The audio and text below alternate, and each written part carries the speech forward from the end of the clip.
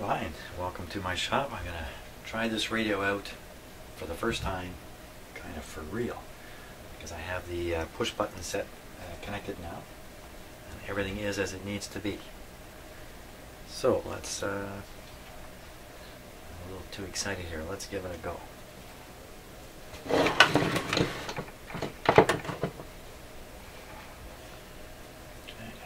volume's down.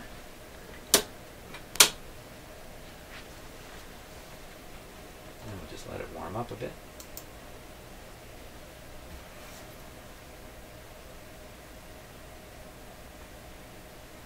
Right now it's set to push button. None of the buttons are pushed. There's a characteristic pop into life again. It's the third time it's done that. Okay, so we're going to take it off push button here. Might be a little noisy. Let's listen.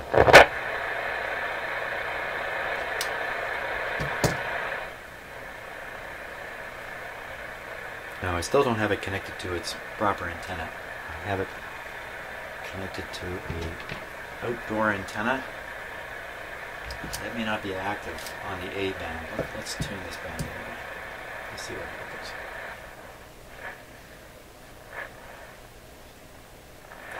A little funny here.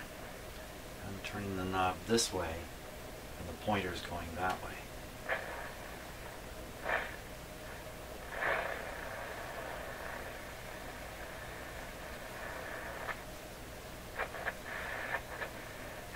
Well, I'd be pretty surprised if it actually picked anything up here. But let's go up on a short wave band.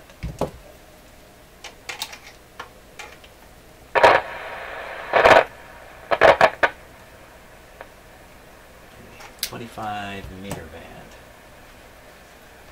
Let's see here.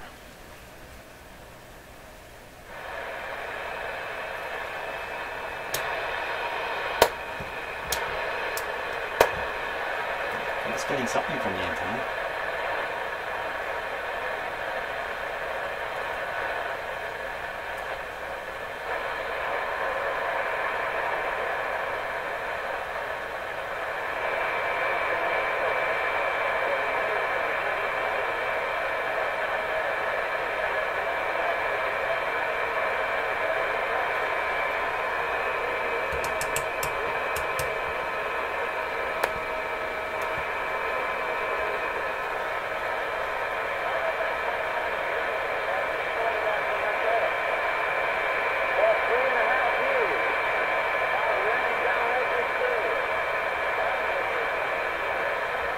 Bingo. So that would be a very powerful signal from an American transmitter somewhere 1,000 miles from here. Something like that.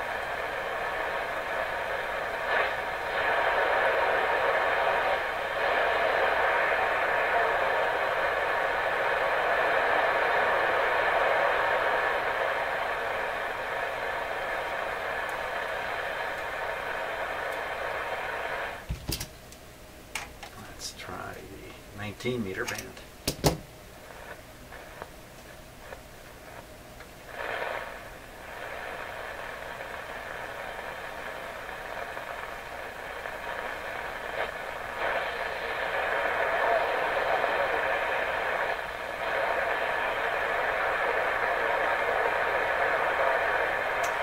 I think there's a chance.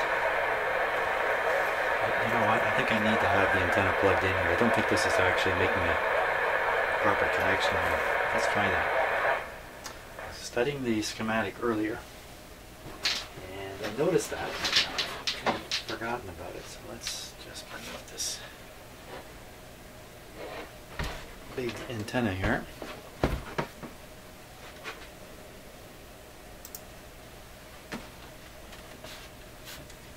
I think the external antenna travels up and down these wires.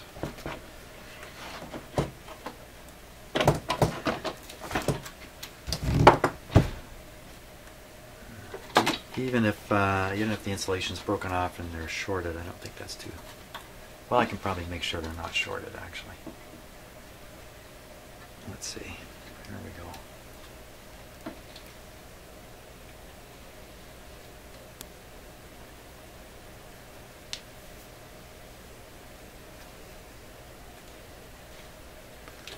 Okay.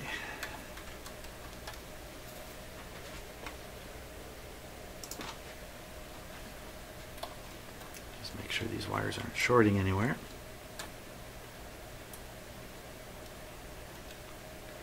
Okay, now I think the external antenna is actually connected.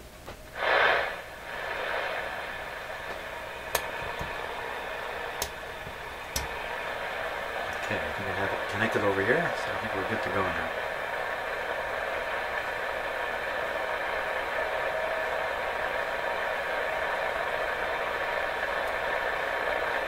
I did get something before.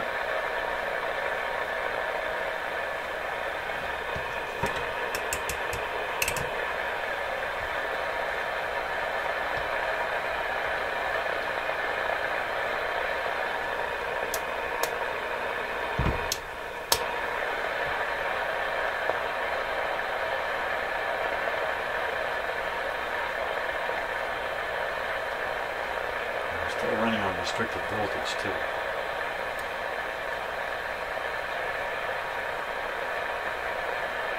I probably got something on the something very weak on this band here. Let's try back to the 25 meter band.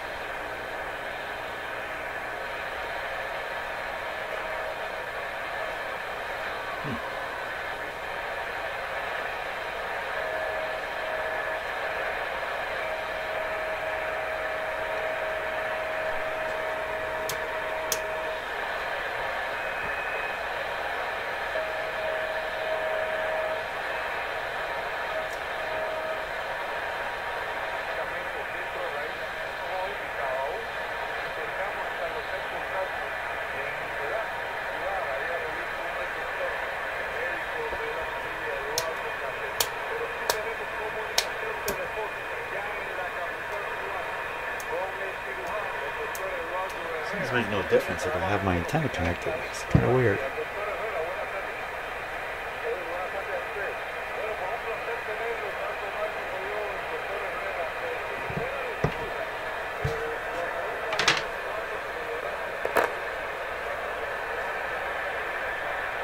Yeah. I believe all we're relying on now is this antenna here. Well, that is what we're relying on. Nothing else is connected.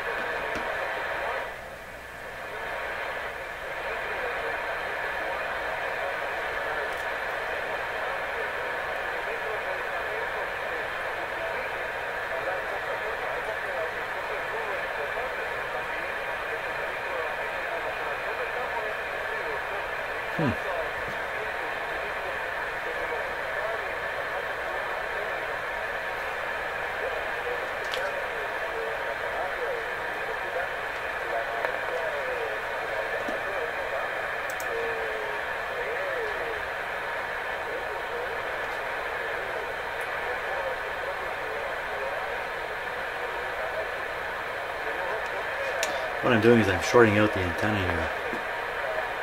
That's what I'm trying to do. It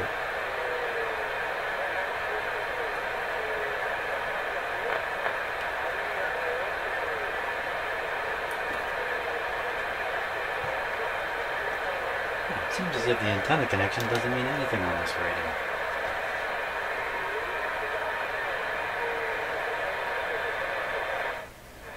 So how is it picking this up? This for sure is a shortwave signal coming in.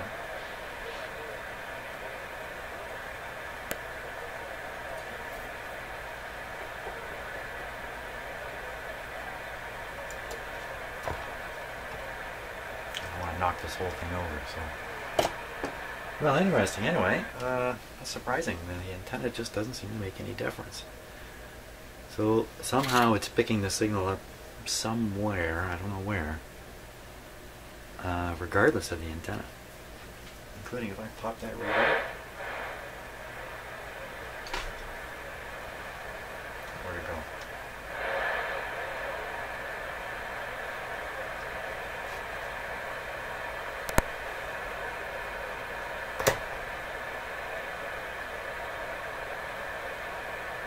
What happened to it?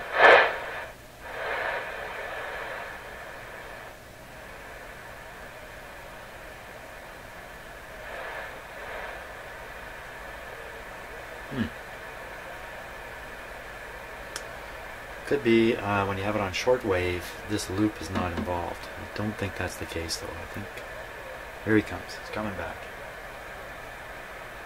Just must have faded out at that moment. Okay, pop this out.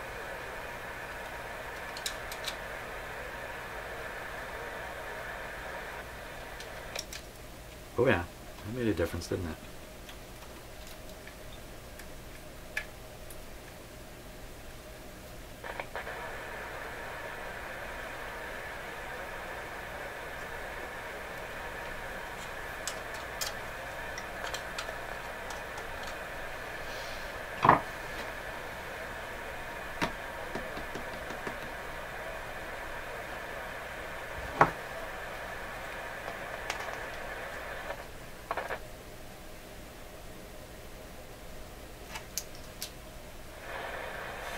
To 16.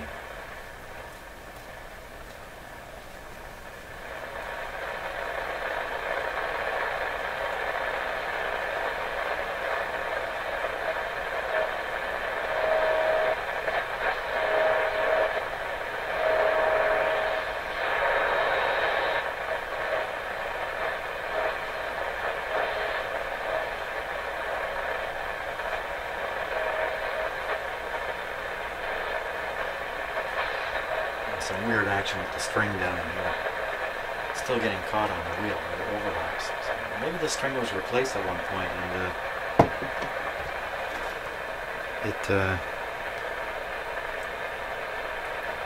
maybe it's wrong on this shaft. This radio is definitely tuning backwards. I think most people would expect it to follow the turning of your hand.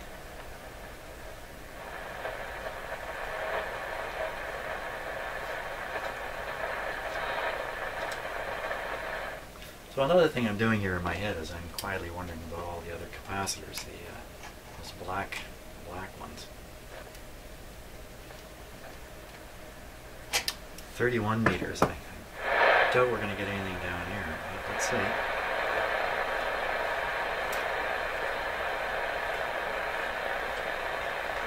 Wrong time of day.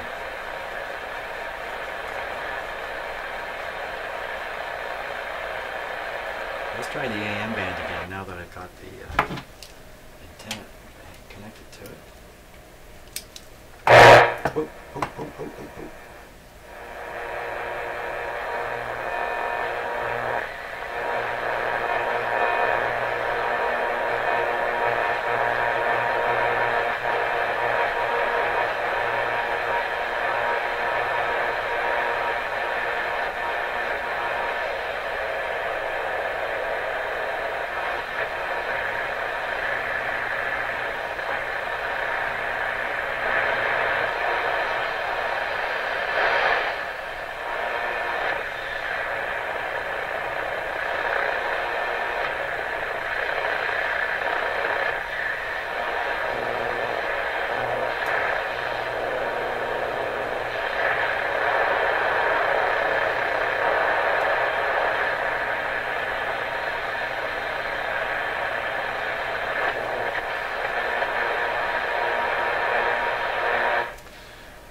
How many times I thought I heard music or a voice, all that noise, but no, I don't think there was any. So no luck on the AM band. Well, the tune-up is in order. The front end just doesn't seem to be at all where it should be. could probably replace these antenna wires now and get that out of the way too. And go from there. That's where we're at.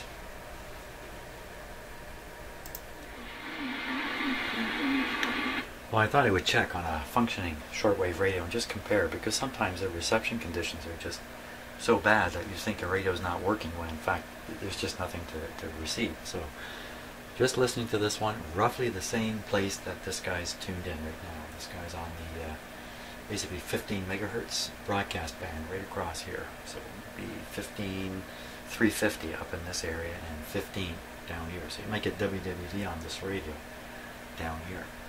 So now, but I think I'm tuned up around 15500, which is off the scale here. So if I tune this radio where this one's range is, this is what you get. Starting about here. Oop.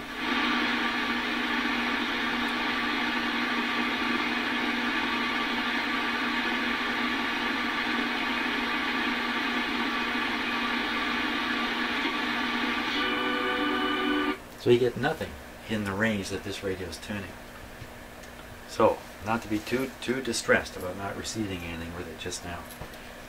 Wrong time of day. I'm down here in the middle of the afternoon trying to do this. It's really not the right time of day. But in any case, it certainly is receiving. I did hear something coming through a couple of points there. So that's good. That means we're on our way.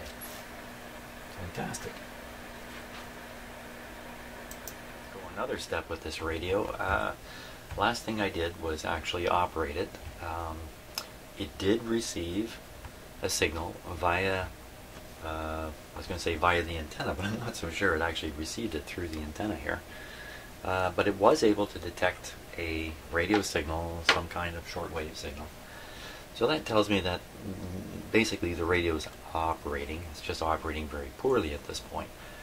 So the very front end of the radio is still full of its original capacitors, which may or may not be in good shape. And what's happened to my camera there? Okay. And the next stage, moving back from the audio section, which now appears to be working, would be the IF section. That involves these two big transformers here, IF transformers, a couple of tubes, and the like. So what I plan to do is inject a IF signal. I think it's 455 kilohertz. I would be surprised if it's something else. And just quickly looking through here, see if I can spot it. And we'll pump that signal into the IF and see what comes out the speaker, and we can make some judgments about whether the IF circuits are healthy or not. And if they are, then that means really the weakness is coming right from the front end of the radio, and that'll give us a chance to double check the tuning. These appear to still be glued in place. Looks like nobody's ever adjusted these. Okay, so to put a signal in, bearing in mind I don't have the correct schematic here, but the best place to put a signal in probably would be, I could do it either at the mixer tube, or what they call the first detector oscillator tube. I could do it there, or in fact I could pump it into this 6SK7 tube and just deal with this last bit. Why don't we try that? So if I want to pump it into the 6SK7, it's got to go in on the grid. The grid is 1, 2, 3, 4. Pin number 4. Wow, it's hard to see this. Pin number, not 4, 1, 2, 3. Pin number 3. What the heck's going on there? 6SK7. 6SK7. Just sitting here today waiting for 10 centimeters of snow to fall. Remote cutoff pentode. Grid is 4. Pin number 4. on the 6SK7. And which one's that?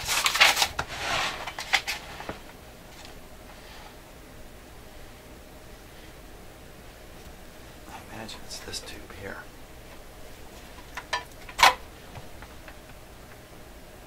SK7. I think there's 2 of those in the radio. The other one's going to be this one here. So this is the tube we want to inject the signal. Okay, so I have the tube extender in place, and we're looking for pin number 4. That's pretty easy to spot with the nice numbering on here. So feed the signal in. Now maybe I should put a capacitor in there. That might be a good idea. Just to keep things a little safer, a little more isolated. As soon as I find my capacitor, here it is.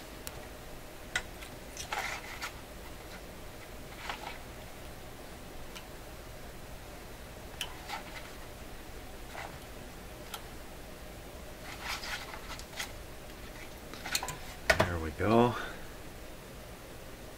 That's the connection to the signal generator. Connect the ground here. Okay, I think we're ready. Let's turn on signal generator now.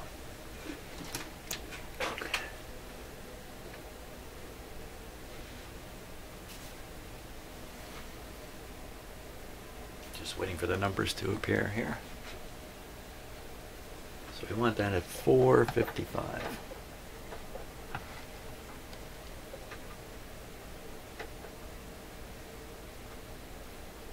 Okay, let's just double check.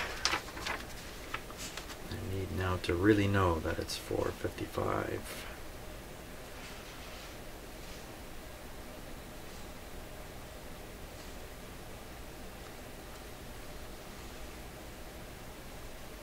This radio, since you can actually read the signal you're tuned to on shortwave right off the band, it really wants a good alignment to be done to make sure the band spread is accurate on it. So they're going at length here explaining how you're going to do this back in the 1940s. It's a little different today. I don't see the IF frequency on here, so it's got to be 455.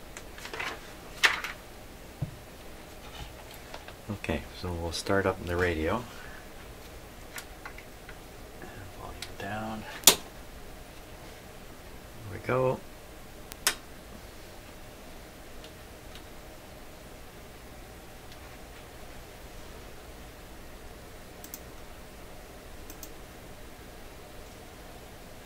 Just give it a moment here.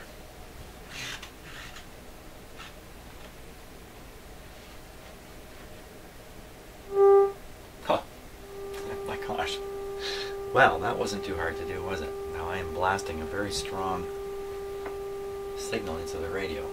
Let's turn it down here. Okay, that's a little more realistic.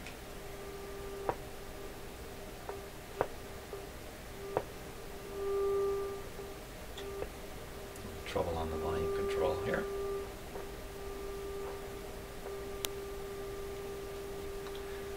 Wow, that's pretty amazing. There's not many radios you just turn right on and away they go like that. Now, let's see how close it is to 455. So I'll tune for maximum volume here.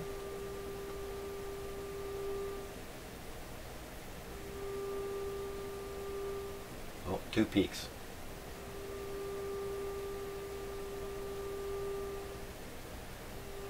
Go right in the middle. There, what do we get? We get 455. So this is not badly aligned. And we're putting in something like 1,000 microvolts, millivolt, onto the grid of that tube. Wow. I'm not tempted to turn these at all. Yeah, really. So it seems like if there is a weakness in the radio, I think there is. It's not from the IF. The IF seems to be good. So for now, the problem seems to be right in the front end. Yeah. So let's feed a radio signal into the antenna here and just see what we get out when we force a signal in of a known level. So I'll take this off here. And we'll just stick it right on the antenna. Now, the antenna is disconnected because as I unplugged the big antenna, it's disconnected. How can I get around that? Let's see, so this big piece is missing. And I've hooked my signal generator out here, a wire to nowhere.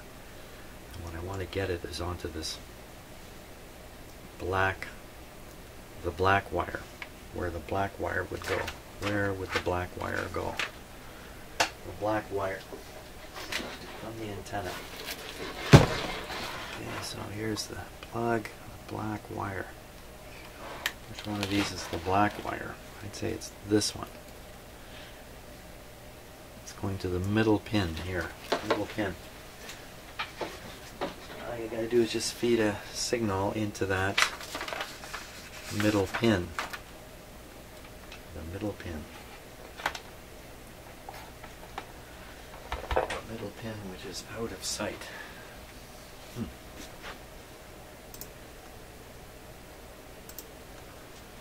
Let's see what we can see with this camera.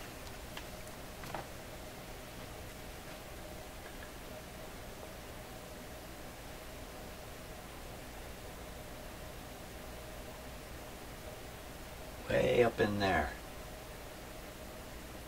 Right. I don't think I'm going to get a clip-on way up in there. Huh.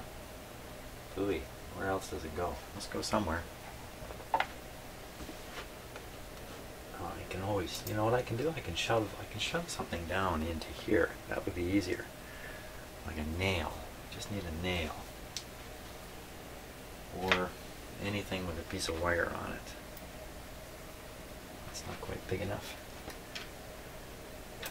How about a tool?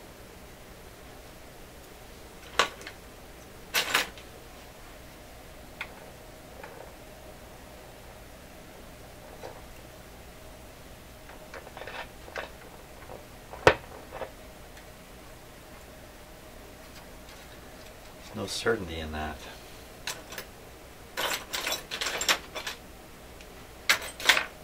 Might actually do better. No. Something's going to go in there.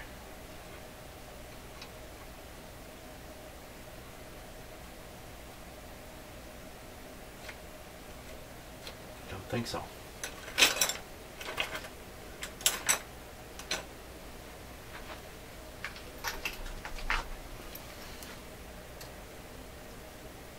That got it. Okay. Hook up to that.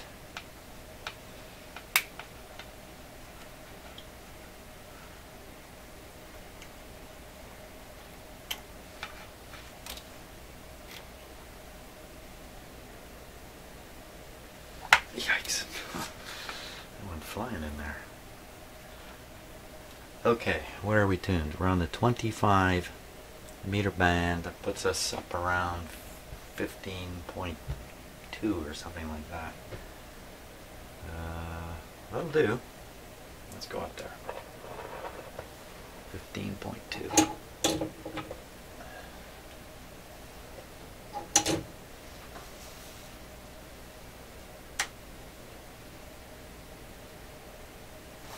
Pretty close. Here we go. Let's turn up the radio here.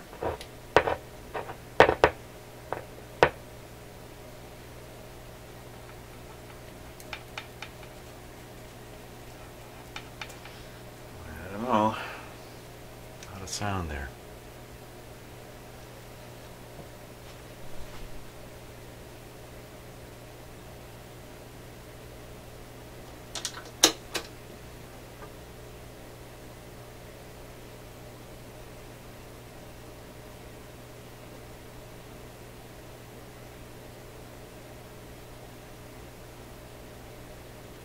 It's quite a strong signal I'm putting out. 25 meter band. Maybe I'm on the wrong band, come to think of it. 25.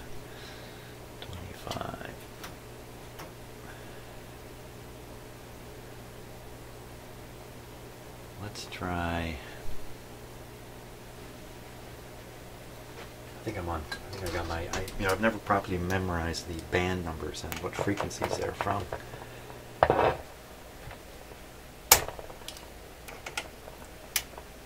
I think 19 is where we really want to be. Let's try it again. 19, strong signal being.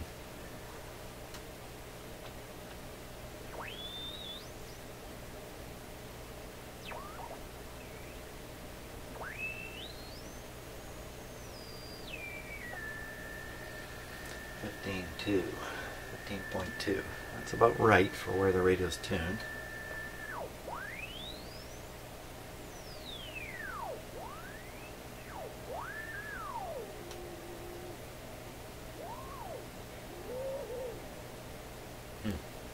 It's a very strong signal being fed in. Much stronger than the signal I fed into the IF. Like much stronger. About 100 times stronger. So, once again, very weak front end. Okay, so it's possible it's this tube right here. And it's also very possible some of those or all those capacitors that are down under here are causing this situation. Now, can we feed the signal in? We're ahead of this tube, so if we try to feed it in past this tube, we would do that. You know what? Why don't we? You only did this part of the IF. I didn't do the front part. Let's back up the card a little bit, and I'll stick an IF signal into this tube. I know you can't see the schematic I'm showing you, but so that'd be the 6SA7 mixer tube. 6SA7.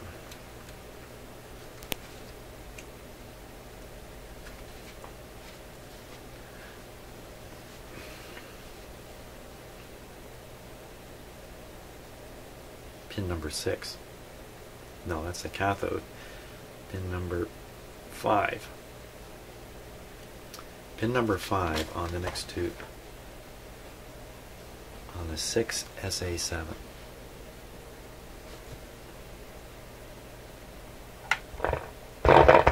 Ooh. I'm just tapping the table here.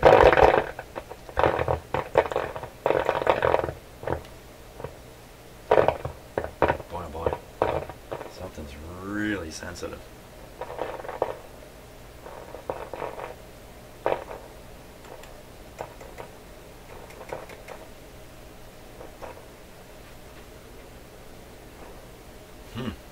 What is so sensitive on here?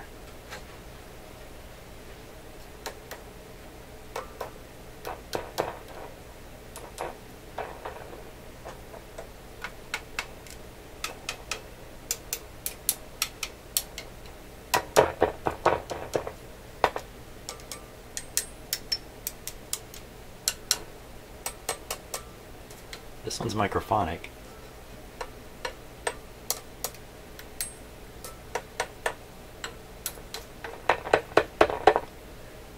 This tube here.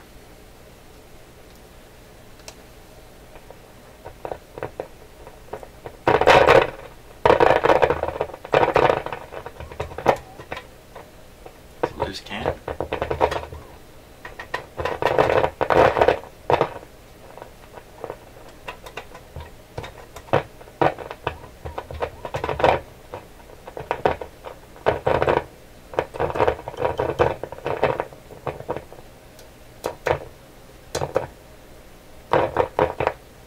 I think it's these cans. They're loose, which is kind of inconsequential. Okay, so no signal getting through. Oh yeah, back to trying to put the IF signal in to, I believe, this tube here.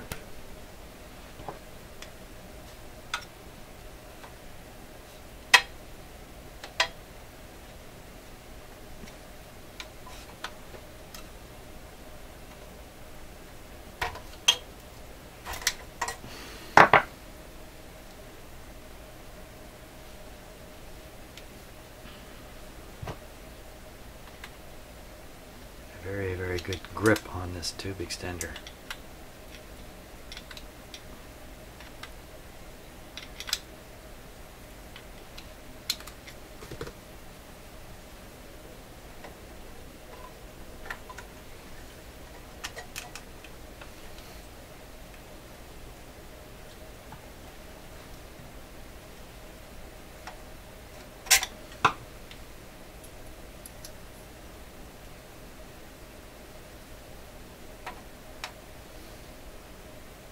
SA7.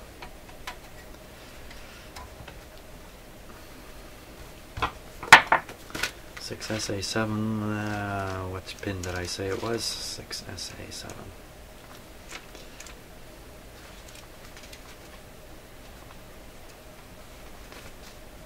Pin 4, wasn't it? Pin 6SA7. Pin 5. Pin 5. Okay, so we'll take our turn down the signal here.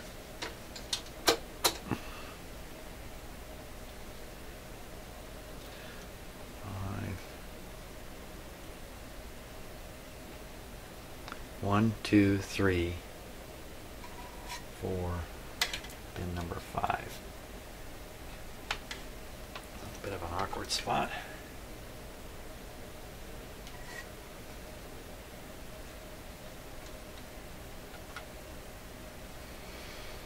Okay, and now we want to be feeding in again 455.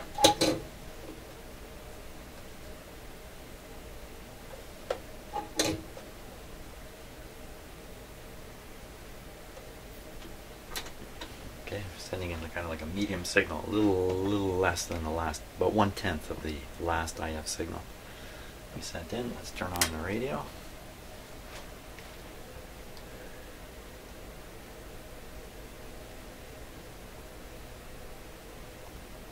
So now we'll be feeding the test signal through both IF circuits.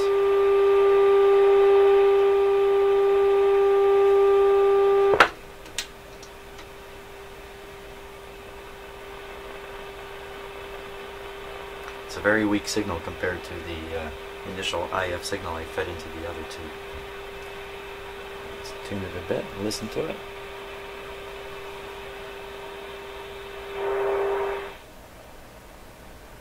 Going across now, just once. The double peak effect has disappeared.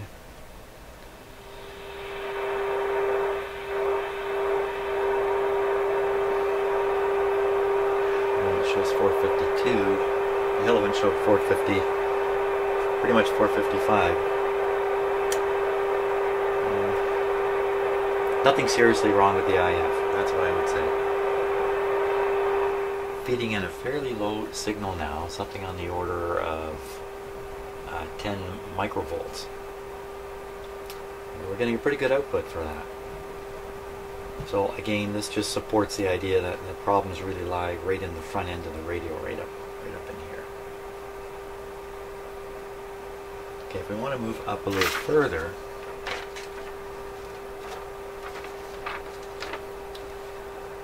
right now we're injecting here. We'd like to move back to the grid of the 6SK7, this one. Get on the grid of this tube, and we can actually inject something in the just after the tube or just into the tube. Let's try the grid of the 6SK7. And can I remember which one was the grid? 3, 4.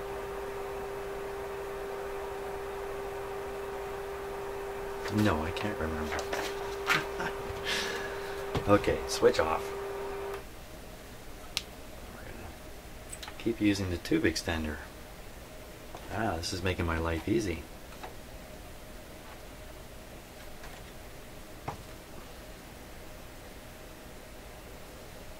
Okay, it's really gripping the tubes.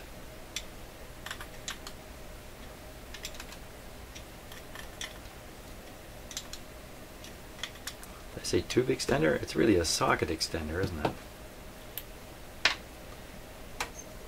Okay, get that tube back in. I have two tubes out at the same time, I'm just about guaranteed to mix them up.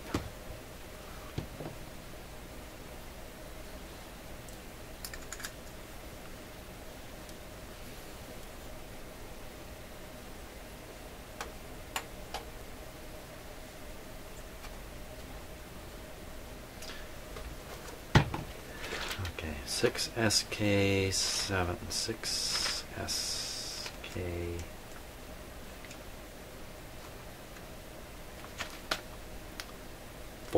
Pin number 4, so that's 5, 4 right here.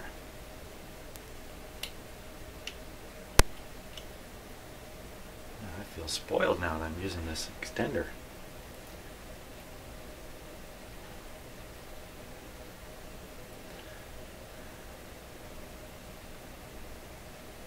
And we want to be putting in a radio signal here somewhere around 15.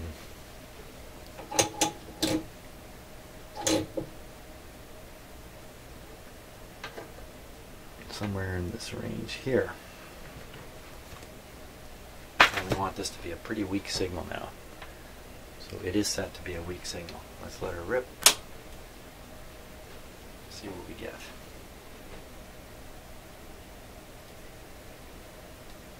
I expect we'll get nothing at first because I don't think the signal generator and radio are tuned to the same thing.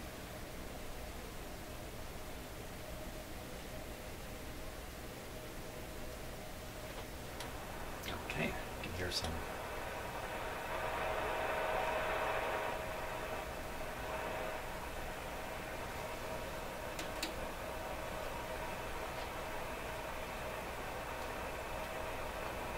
Okay, let's tune the signal generator, see if we can hit the frequency that this radio is tuned to.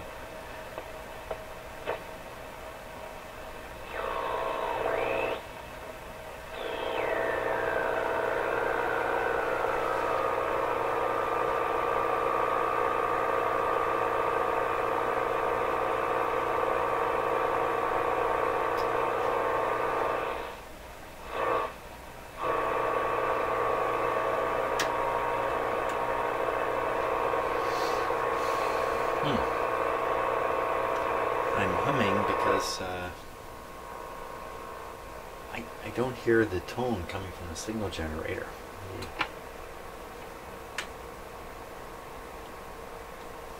Let's just make sure that that's working here.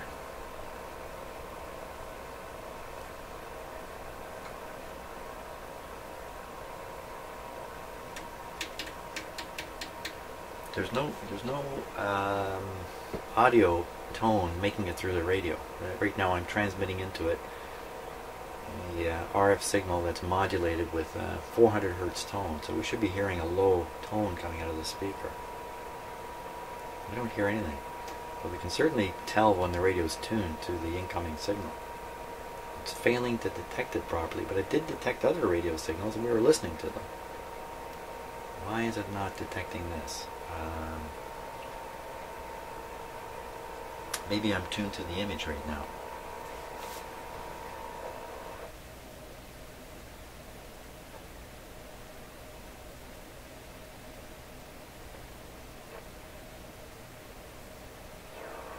So if that's the image, then we should go up. Go up.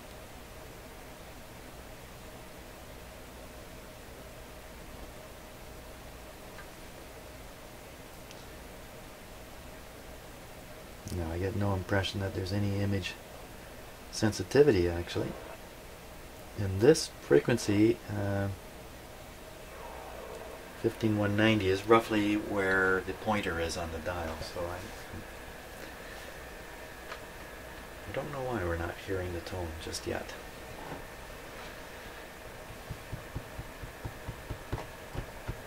Let's put a stronger signal into it. There's the tone now. Okay, so just such a weak signal. Now we're putting a pretty strong signal into the front end of this radio.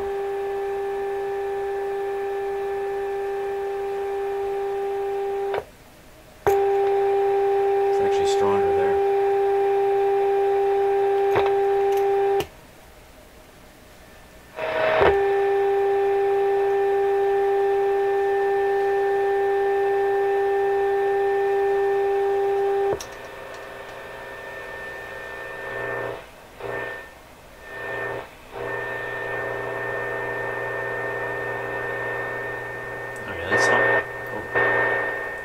control. That's somewhere in the range now of 100 microvolts, and this radio sensitivity should be working fairly well at 10 microvolts, I would think.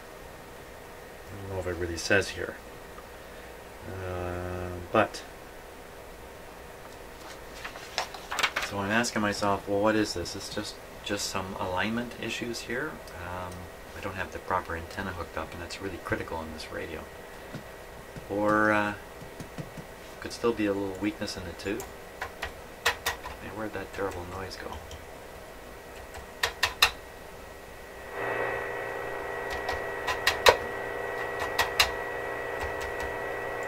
Like that. Maybe it was because of the tube extender. I mean, I didn't have something plugged in quite tight. The sensitivity is gone now. Or this tube could just be weak. Okay, the next easiest thing to do is a little more tube testing. So maybe I'll test these, test the RF tube, see what we get. That sounds like a good idea. Okay, let's take the tube. Now I know all these tubes are working. Now I'm going to try to determine if it's working properly. Now I've set this whole thing up already. I wouldn't plug that in without doing that, but let's double check. JR 6.3, of course, 4765, 3 on the end, 22 bias setting, 72 to make it work in English. We're good. Shorts, of course. So it comes right up in the good. Now let's take an actual measurement. So I'll put this onto a calibrated setting. It's now 3,000 micromos. Full scale. This should read 1200 at the lowest, 1900 at the top. Put her there, and we see 1200 would be about here. 1900 is right where it is. So this tube is testing 2 thumbs up, in fact. Okay, that's good news on that tube. Stick it back in. Now I have another 6SK7 in here. Let's pop it out. Since the tube tester is all set, let's double check that. 6SK7.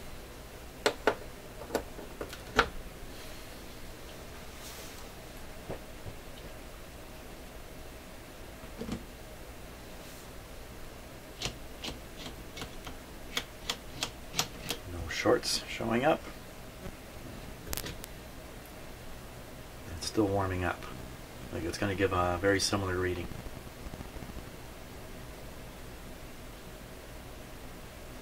Yeah, the reject point is 1200, way down here.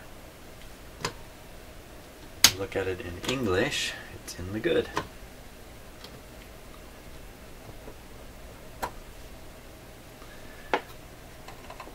I would have been surprised if we found anything funny going on there with that tube. Okay. Maybe we better test this one too. I have the tester out, so why not? This is all part of the front end of the radio, really including the detector tube way out at the far end. So this is a 6SA7. 6SA7. 6.3 JR 73465. 73465. 21 and 34. 21, 34. There you go. It's a 2-part tube. We're looking at the amplifier side of it right now.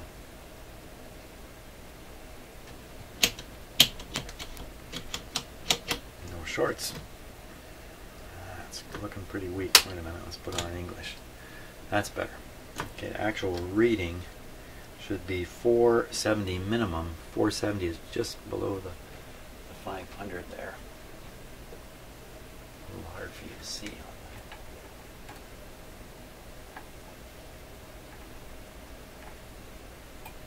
That's a little better maybe. Okay. So it's at 510 or so. So it's above the 470. So it's, oh, and the other half of the tube. 5346 with a 7. 5346 with a 7. 2134, same deal. Otherwise,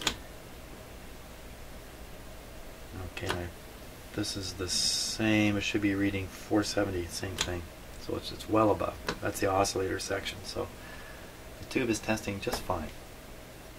Shouldn't be looking for problems with these tubes anymore. The problems have to be in the circuitry in between. I did say I might as well do the detector tube here.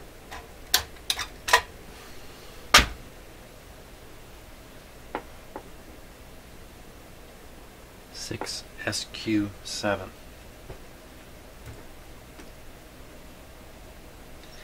And the same way modern computers are built with chipsets, the chip makers come up with a set of chips and they say, hey, use all of our chips in this chipset and everything's going to work.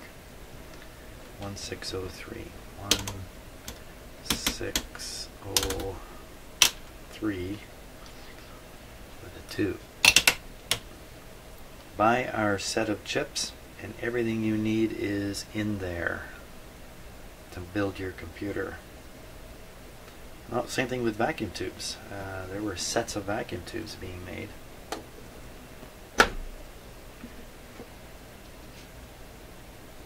So the 6SQ7, SK7, and the like, these metal tubes, you often find them all together, traveling as a set. 1603, 1603 with a 2, 1134, good. No shorts.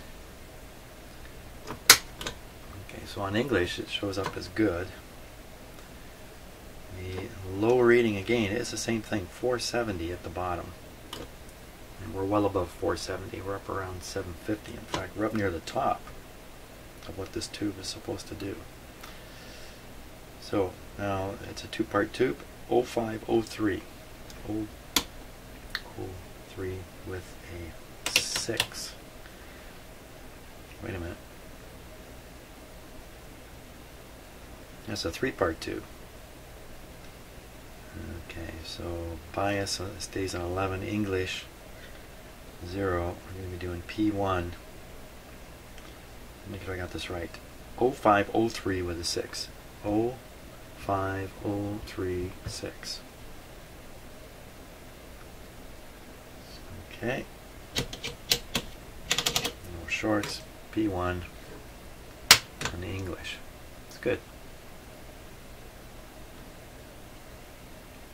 So I think in fact, we look at this line where it says diodes okay. Anything above here, we're good.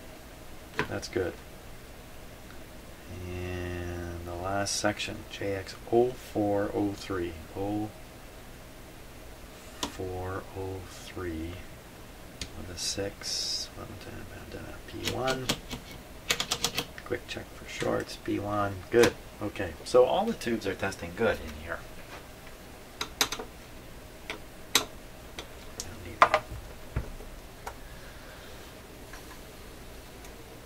So again, no use looking for problems with the tubes. From here on in, it's all the circuitry.